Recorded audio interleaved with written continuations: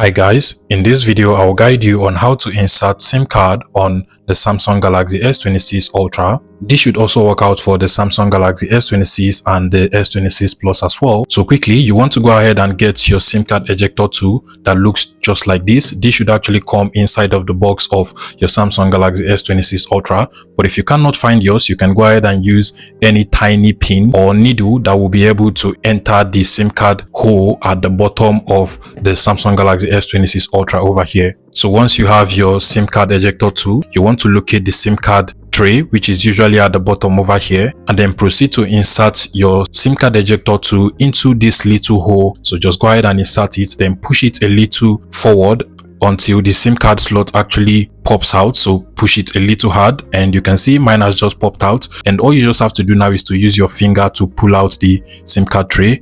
Now just as it is pulled out, at the top we have the slot for SIM 1, and then at the bottom we have the slot for SIM 2. All you just have to do is to first of all go ahead and get your SIM card. Mine is literally over here. Basically this is a Nano SIM card. You want to take notice of the little cord on the Nano SIM card. So if you look at the SIM card, there is a little cord at the top over here, and then on the SIM card tray you can also see that there is actually a little cord or curve on this side as well. So what you want to do is to flip your SIM card to the back and just make sure that the cord on your SIM card fits the little cord on the SIM card tray. So just like so, make sure that both fits exactly like this. And if you only have just one SIM card slot on your Samsung Galaxy S26 Ultra, or you just want to insert only one SIM card, then you can go ahead and insert it just like so into your Samsung Galaxy S26 Ultra. However, if you want to insert a second SIM card, what you would have to do is to turn over to the back of the SIM card tray, and then you want to get your second SIM card. Mine is literally over here. It should also be a Nano SIM card.